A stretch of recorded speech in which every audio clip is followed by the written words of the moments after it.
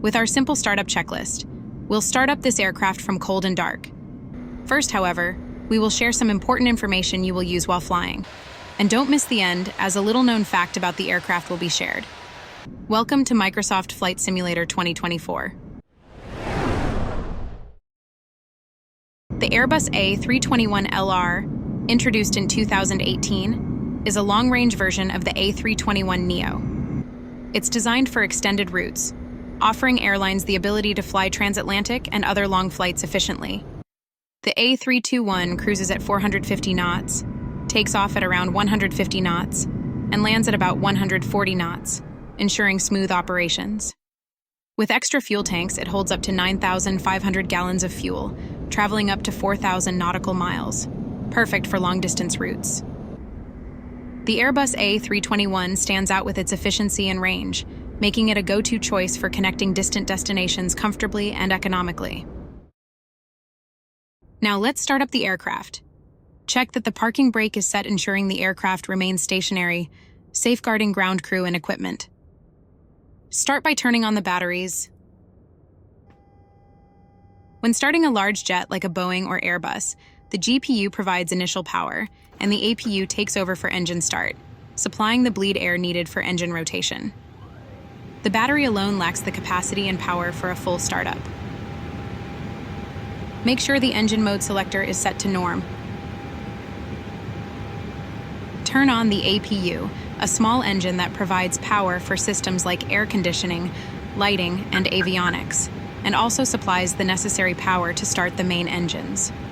It operates independently, ensuring essential functions on the ground and during in-flight emergencies. Turn on the APU bleed to supply pneumatic air for engine start and cabin systems like air conditioning. The ADIRS Air Data Inertial Reference System provides critical flight data like altitude, airspeed, and position. Point the selectors to navigation. Setting the seatbelt and no smoking signs to auto allows the system to automatically activate these signs based on certain phases of flight. Arm the emergency exit lights in case of a later emergency. Turning on the packs activates the air conditioning systems, which regulate cabin air temperature and pressurization. In this case, they are already on. Setting the X-bleed to auto allows the aircraft's bleed air system to manage airflow between the engines and other systems automatically. Turn on the beacon lights so we can signal that the aircraft's engines are about to start, warning ground crew and others nearby to stay clear. Beacon lights are turned on just before engines start and kept on until engines are fully shut down. Turn on all fuel pumps to ensure a steady fuel supply to all engines and systems.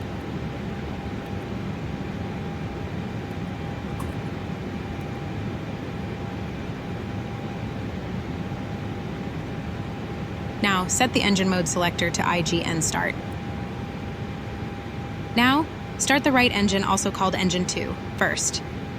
The right engine is started first for safety, as it's farther from ground crew, power systems for the left engine, and follows standard procedure.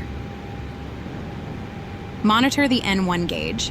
When it reads available, you can proceed with the left engine. Now, start the left engine, engine 1, following the same steps as the right engine.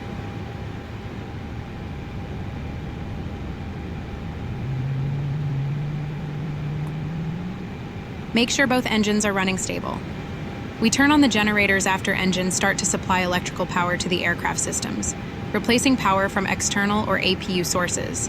This ensures the engines are now driving the electrical systems, making the aircraft self-sufficient for flight. Now, ensure the ground power switch is set to off, or verify that the indicator reads available. This confirms that the aircraft is no longer drawing power from the external source. Set the engine mode selector back to norm. Turn off APU bleed.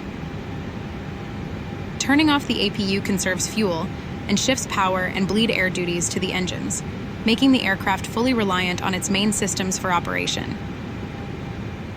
Turn on the anti-skid system, which prevents wheel lockup by adjusting brake pressure, ensuring control especially on slippery surfaces.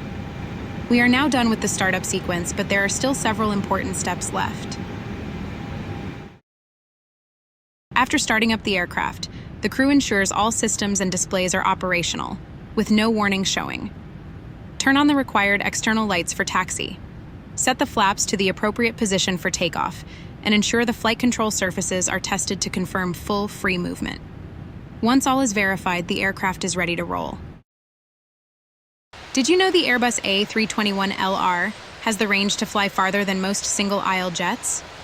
With its advanced fuel system, it can travel up to 4,000 nautical miles, opening up long-haul routes that were once impossible for planes of its size. Here at Monk Airlines, the mission is simple: to deliver short, concise, and highly informative tutorials. We make learning easy and packed with useful insights. If there's anything in the videos that wasn't clear, feel free to drop a comment so we can improve. We have got plenty more waiting for you. Whether it's mastering another aircraft or uncovering more aviation secrets, the sky's the limit. Thank you for your time. You are cleared for takeoff.